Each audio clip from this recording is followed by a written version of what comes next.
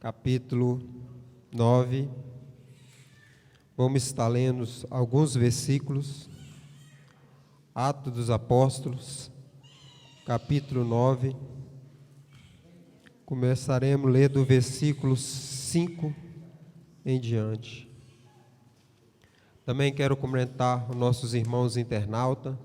Que Deus possa abençoar sua vida de uma forma extraordinária, onde quer que você esteja. Atos dos Apóstolos, capítulo 9, vamos estar lendo alguns versículos. Amém, igreja? Amém.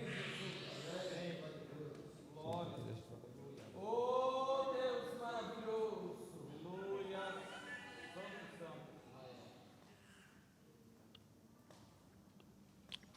A palavra do Senhor diz em Atos, capítulo 9, versículo 5. E ele disse: Quem és, Senhor? O Senhor respondeu: Eu sou Jesus, a quem persegues. Duro é para ti recalcitrar ou desobedecer contra os aguilhões. Paulo, tremendo e atônito. Disse: Senhor, que queres que eu faça?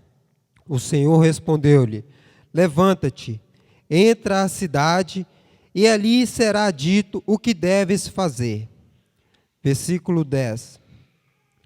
Havia em Damasco certo discípulo chamado Ananias. O Senhor disse-lhe em visão: Ananias. Ele respondeu: Aqui estou, Senhor. O Senhor disse: Levanta-te, vai à rua chamada direita e procura na casa de Judas por um homem chamado Saulo, de Tarso. Eis que ele está orando. Versículo 17. Ananias foi e entrou na casa, impôs-lhe a mão e disse-lhe: Irmão Saulo, o Senhor Jesus, que te apareceu no caminho por onde vinhas, me enviou para que voltasse a enxergar.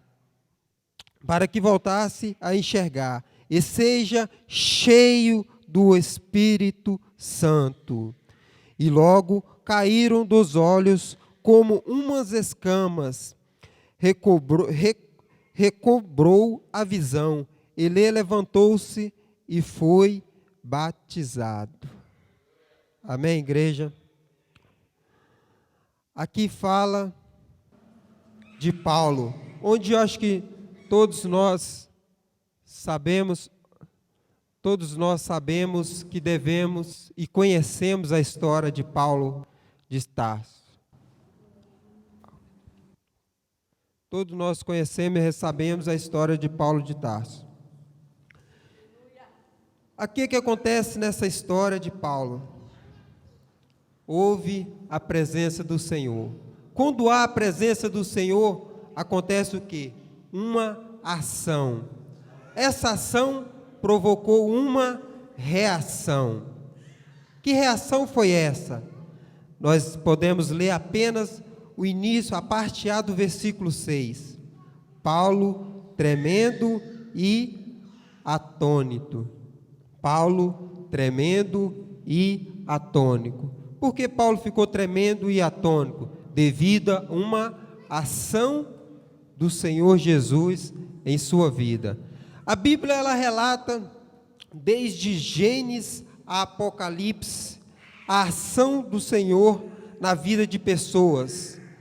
Como falei, desde Gênesis a Apocalipse, em vida de pessoas. Quer dizer que são várias pessoas, de Gênesis a Apocalipse, que aconteceu essa ação do Senhor em suas vidas. Por isso eu separei alguns versículos que nós podemos, como eu já havia referido, de Gênesis a Apocalipse. Começamos em Gênesis. Gênesis capítulo 3, versículo 10, diz: Adão ouviu a voz do Senhor soar no jardim e temeu, porque estava nu e escondeu-se. Podemos ver em Êxodo, capítulo 3, versículo 6. Diz mais: eu sou o Deus de teu pai, o Deus de Abraão, o Deus de Isaque, o Deus de Jacó.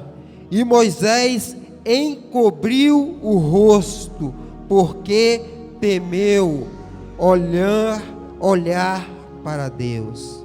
Nós também podemos ver em Isaías, capítulo 6, versículo 5. Então disse: ai de mim, que vou perecendo ou morrendo, porque sou um homem de lábios impuros, e habito no meio de um povo de impuros lábios, e os meus olhos viram o Rei, o Senhor dos exércitos. Também podemos ver em Daniel, capítulo 8, após ele ter a visão do fim dos tempos, o versículo 17 diz: E veio perto onde eu estava, e vindo ele, fiquei assombrado, e caí sobre o meu rosto. Mas ele me disse: entende, filho do homem, porque esta visão se realiza no fim dos tempos. Aqui fala do anjo Gabriel, apareceu para Daniel, e a reação de Daniel, assombrado. Nós também podemos ver em Mateus, capítulo 17, onde o encontro de Moisés e Elias no monte com nosso Senhor e Salvador Jesus Cristo. Versículo 5 diz: veio uma nuvem luminosa, os cobriu, e na nuvem saiu uma voz que dizia: este é meu filho amado, em que me comprazo, escutai-o. Versículo 6: e os discípulos, ouvindo isso, caíram sobre o rosto e tiveram grande medo. A Bíblia nos relata, como eu havia falado, de Gênesis a Apocalipse, a presença do Senhor, ela provoca uma ação, a ação de aparecer, ou ação, como foi lido aqui no capítulo de Daniel, foi a presença do anjo enviado pelo Senhor. Toda ação tem uma reação, como havia me referido, e com Paulo não foi diferente.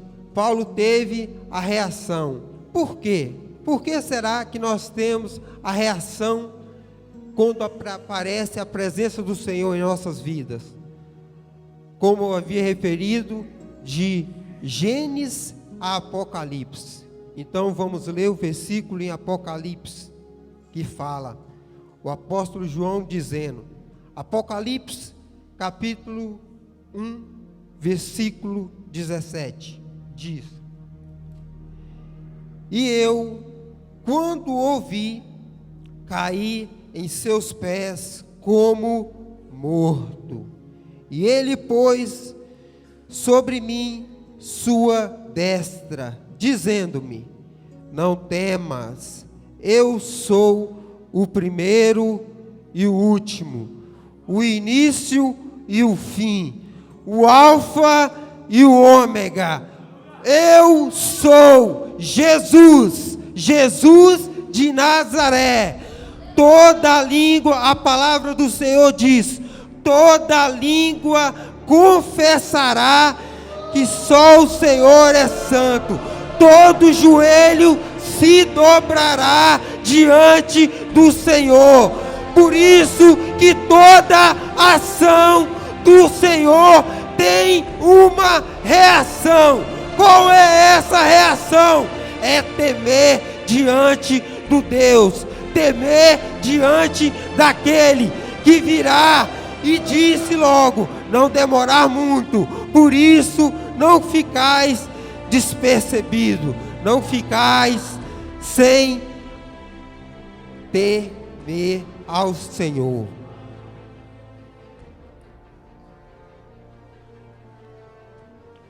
Por isso, Paulo não é diferente.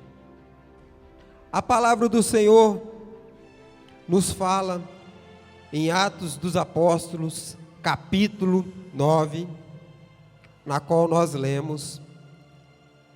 Paulo, todos conhecem, Paulo era, na altura não era Paulo, e sim Saulo. Saulo passou a ser um seguidor dos cristãos. Não que Paulo fosse um homem mau, ou que estivesse possuído por demônios. Não, não é isso. Paulo era um homem temente a Deus. Não foi à toa que Paulo foi escolhido por Deus, porque muitas das vezes as pessoas pensam que Paulo era um homem, deu a sorte de escolher, Deus deu a sorte de escolher Paulo. Mas se nós vemos, principalmente, Atos do início ao fim, lemos Atos do início ao fim, nós vemos que Paulo não era uma pessoa qualquer. Paulo era uma pessoa poliglota, Paulo era um conhecedor da lei, mas Paulo ainda não conhecia a Jesus. Necessitou dele ter um encontro com Jesus, para que realmente ele visse que ele estava errado diante disso. Eu não vou estar tocando a respeito em si da história de Paulo, que todos nós conhecemos a história de Paulo, mas eu quero tocar no ponto onde o nosso próprio pastor citou aqui.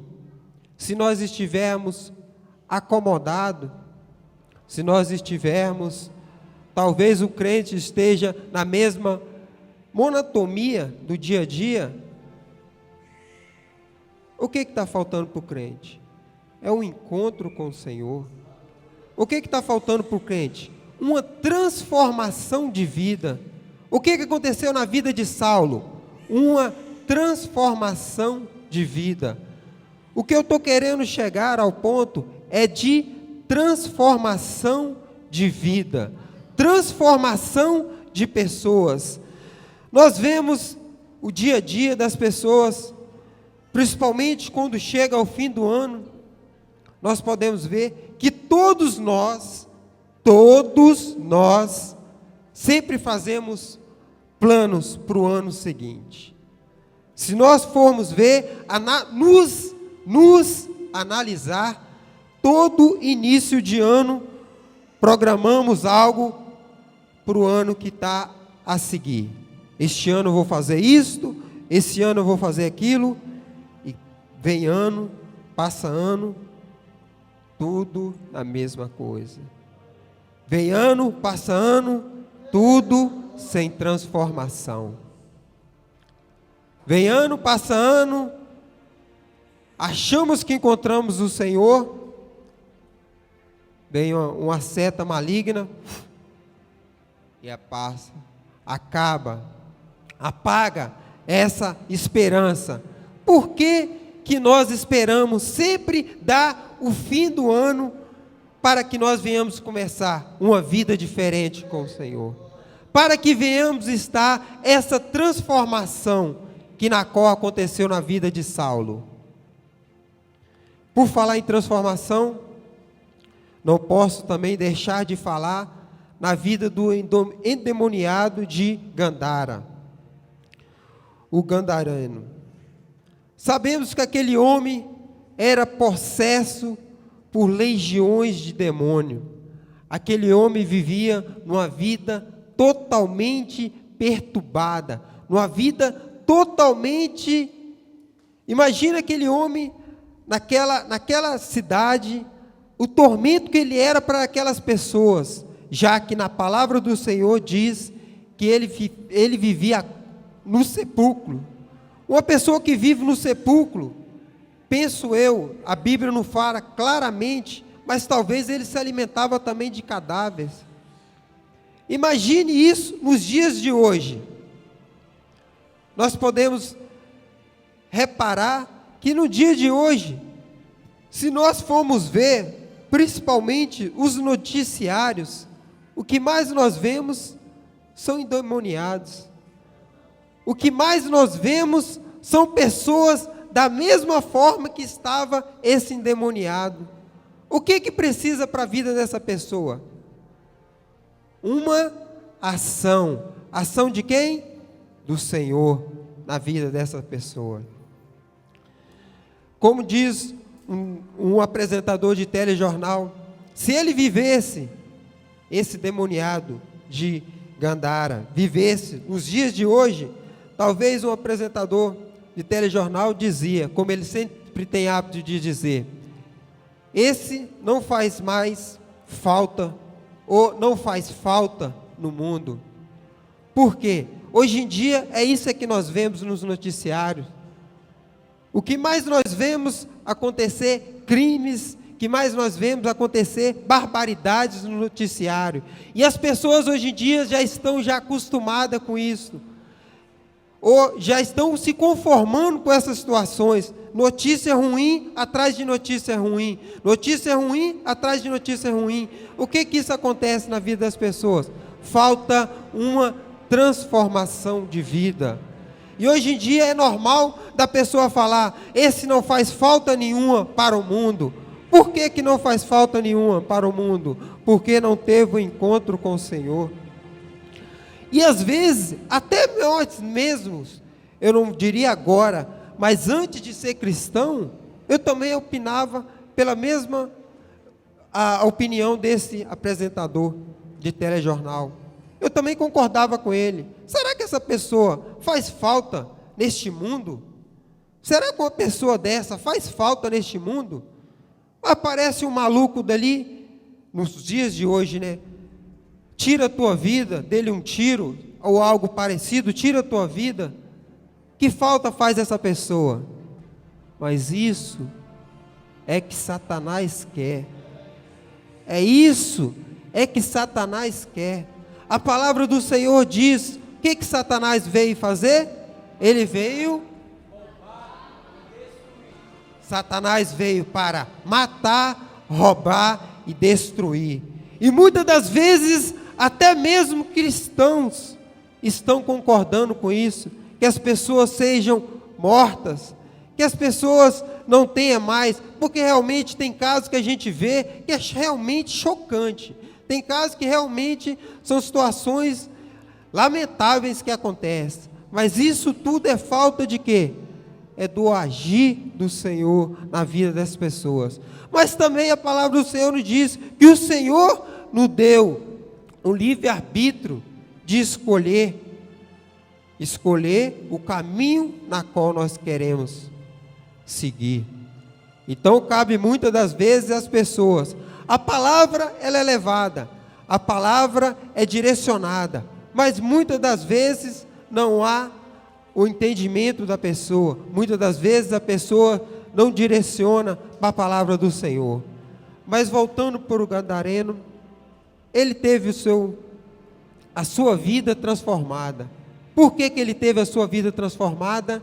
Ele teve o encontro com o nosso Senhor e Salvador, Jesus de Nazaré. Toda a ação do Senhor tem a sua reação na vida dessa pessoa. E nesse endemoniado de Gandara não foi diferente. A ação do Senhor, ao chegar, aquele endemoniado diz, eu sei quem tu és o santo de Deus. Os demônios conhecem quando as pessoas são santas de Deus. E com o Senhor Jesus, com certeza, não seria diferente. Como eu havia referido, se fosse nos dias de hoje, talvez essa pessoa perderia a sua vida. Mas essa pessoa teve encontro, nada menos, nada mais, que o nosso Senhor e Salvador, Jesus de Nazaré. A palavra do Senhor diz que aquele homem, possesso por demônio, dizem que aproximadamente cerca de 2.000 demônios estavam sobre aquele corpo. Imagine um demônio na vida de uma pessoa. o estrago que faz na vida dessa pessoa. Imagina uma pessoa possessa por legiões de demônios, como estava aquele gadareno. E aqueles demônios, quando viu o Senhor e Salvador Jesus Cristo, diz: não faça com que, não nos mande para o Hades, não nos mande para o abismo, pois eles sabem, os demônios conhecem, os demônios sabem que lá não é lugar, nem os próprios demônios querem lá ficar, nem os próprios demônios. Ele todos conhecem a história, tinha uma manada de porcos, que nos mande para essa manada de porcos. E então o Senhor ordenou para que eles fossem para aquela manada de porcos, e aqueles porcos despenharam sobre o lago, e morreram todos os porcos. O que houve na vida desse endemoniado de Gandara? Houve uma transformação radical em sua vida, transformação radical na sua vida. Não é à toa que em Lucas, os três capítulos, os três livros do Novo Testamento, tanto Mateus quanto Marcos e Lucas, descreve a história do endemoniado de Gandara. Quer dizer que se os três escreveram a história do endemoniado de Gandara, que houve verdadeiramente uma transformação em sua vida, e foi uma coisa notória, porque se não fosse uma coisa notória, apenas um ou outro livro, ou apenas um versículo estaria, mas não, três livros escrevem a história dessa transformação de vida, no encontro com o nosso Senhor e Salvador Jesus Cristo. Agora, na leitura seguinte nós fizemos, eu os convido para voltarmos um pouco ao tempo. Vamos voltar a 73 anos atrás. Alguém sabe me dizer o que aconteceu há 73 anos atrás no mundo? Talvez essa pergunta realmente não tenha sentido nessa mensagem, mas nós chegamos lá. 73 anos atrás era o meio da Segunda Guerra Mundial. Segunda Guerra Mundial essa que teve início no ano de 1939 e foi até o ano de 1945. Foram 6 anos da Segunda Guerra Mundial. Então, por que eu falei 1943? Porque 1943 foi o meio, foi o auge, foi onde essa guerra estava mesmo em seu auge. Estava, talvez pessoas pensassem até que fosse o fim do mundo neste ano. Então, eu convido a voltar a este tempo. Também vos convido a imaginar que nós vivemos nessa época de 1943, há 73 anos atrás. 1943, há 73 anos atrás, imaginemos, vamos dar um nome fictício, que nós chamássemos José. Cada um de nós chamamos José. Isso imaginar não precisa, porque cada um de nós somos cristãos. José, somos cristãos. E vivemos no ano de 1943. Somos cristãos e vivemos no ano de 1943. Imaginamos nós que este ano também, além de sermos cristãos, somos também judeus. Aonde que eu estou querendo chegar? No ano de 1943, na Segunda Guerra Mundial, se vocês, eu creio que muitos, somente os jovens que estão estudando, e muitos que já estudaram e sabem da história, muitos judeus, muitos cristãos morreram. Relatos dizem que cerca de aproximadamente 6 milhões 100.000 judeus, inclusive cristãos, foram mortos. Foram mortos por quem? Foram mortos pelo regime ditador. Foram mortos por uma ditadura nazista naquela época. Então, voltamos à nossa história, imaginamos que nós chamamos José e vivemos no ano de 1943. E somos, além de cristãos, judeus. Se nós somos cristãos e somos judeus desta época, com certeza nós estaríamos se escondidos em algum lugar. Eu não sei se os irmãos estão entendendo onde eu quero chegar. Se nós somos judeus daquela época, estamos escondidos, por quê? Porque é uma perseguição.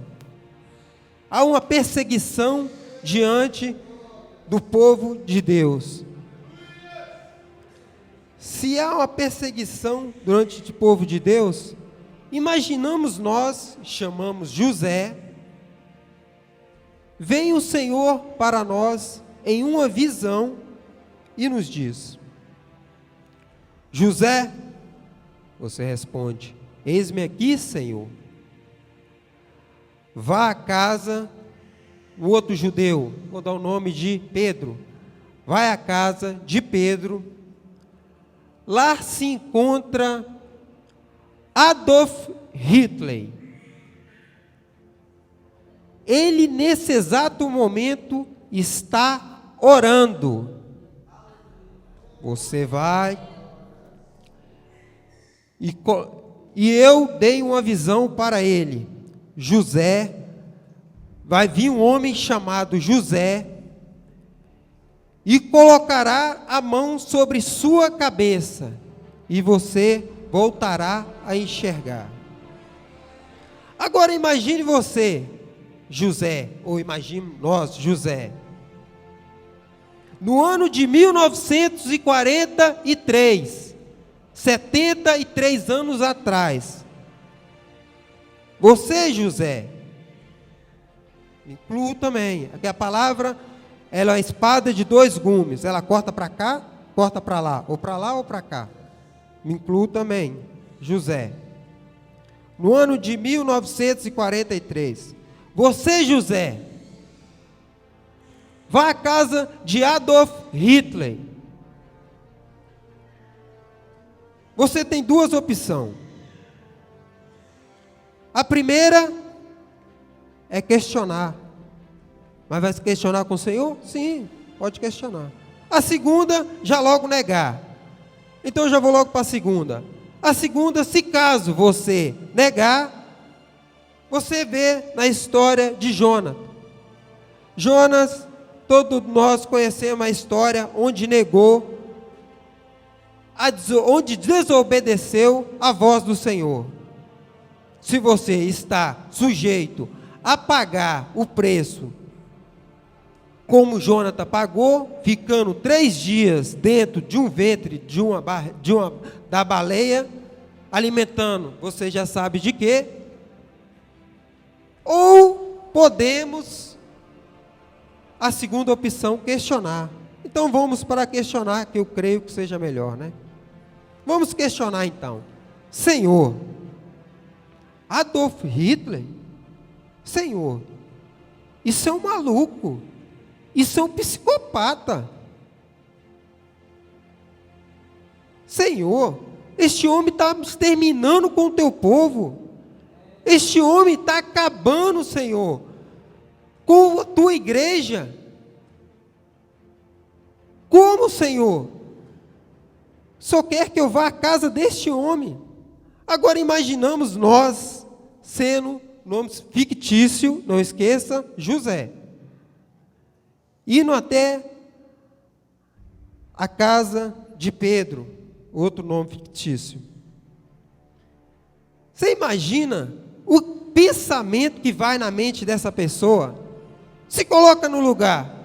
Por isso que eu falei, deu o nome fictício de José. Se coloca no lugar do José. Se coloca no ano de 1943. O Senhor te dá uma ordem para ir à casa de Pedro. Lá se encontra Adolf Hitler.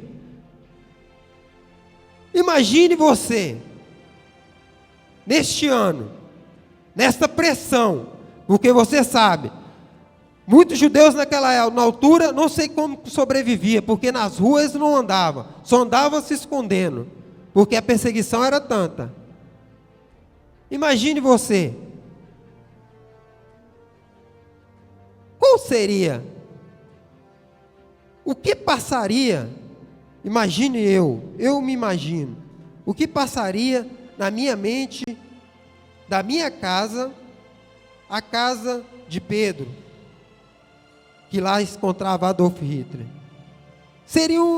Penso eu que seria uma caminhada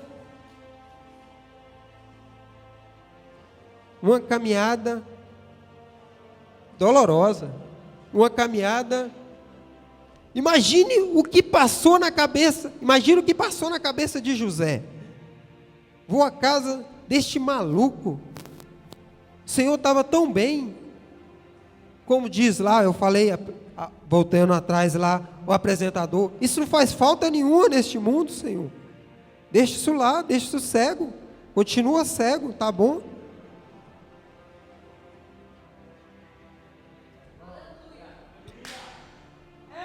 Mas agora eu creio que todo mundo já entendeu a história. Esta história é do versículo 10 que nós lemos, história de Ananias. Ananias foi este homem. Eu dei o exemplo de Adolf Hitler, realmente esse era um endemoniado, e muitos da história, muitos teólogos, chegaram a dizer que ele chegaram a pensar que ele fosse até o anticristo, porque tanto era um massacre, ele queria exterminar com os judeus, ele queria exterminar com o povo de Deus, mas para a honra e glória do nosso santo Deus de Israel, o povo de Deus continua cada vez mais forte, o povo de Deus continua cada vez mais.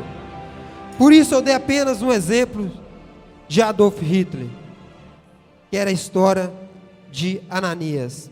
A história de Ananias indo encontrar com Saulo.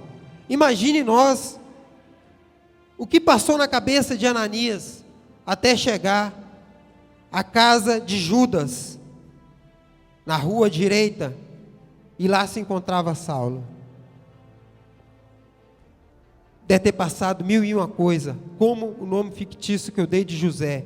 Da mesma forma, o nome fictício era para que nós colocássemos no lugar de Ananias.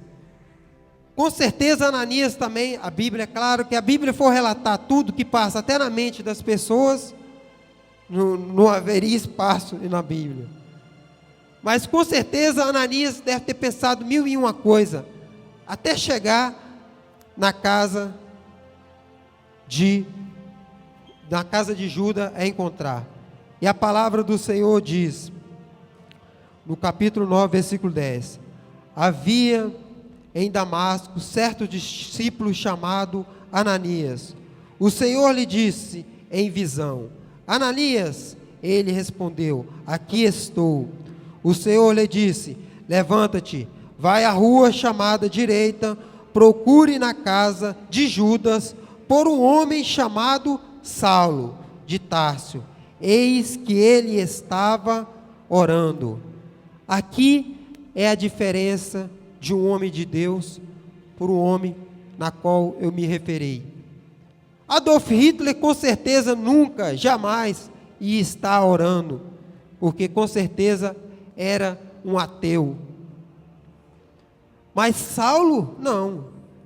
Saulo é temente a Deus. Saulo se encontrava aqui no versículo 11, que eu acabei de ler, que ele se encontrava orando. Por que Saulo se encontrava orando? Porque Saulo temia a Deus. Saulo temia ao Senhor. Embora ainda Saulo não conhecesse ao Senhor, venha conhecer o dia quando ele consegue uma carta para ir perseguir os cristãos, é onde Jesus aparece, onde há uma ação do Senhor na vida daquele crente. onde a ação do Senhor na vida daquele futuro cristão. E Saulo é transformado no grande Paulo. Paulo, eu creio que não há necessidade de estarmos falando pautado em cima de Paulo, porque Paulo todos nós conhecemos. Desde o livro de Atos até o livro de Hebreus, as cartas de Paulo, praticamente tudo fala sobre a vida de Paulo, diretamente ou indiretamente. Paulo está sempre. Então Paulo é uma referência no mundo dos evangelistas nos dias de hoje.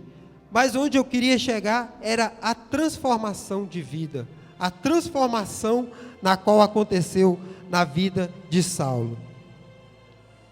Transformação essa, eu vou resumir ela em apenas 2 Coríntios, capítulo 5, versículo 17, que diz: assim que, se alguém está em Cristo, nova criatura és. As coisas velhas já passaram, e eis que tudo se faz novo. Eis que tudo se faz novo. Isso é a verdadeira transformação na vida de um cristão.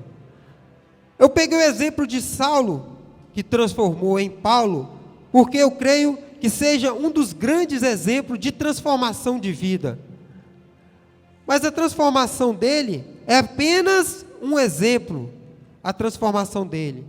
Porque eu creio aqui, na nave da igreja mesmo, eu não vou falar nem eu, porque eu tenho apenas 2 meses e 2 anos, e vou fazer 6 meses o mês que vem, 2 meses e meio, precisamente, 2 anos e meio, que sou cristão.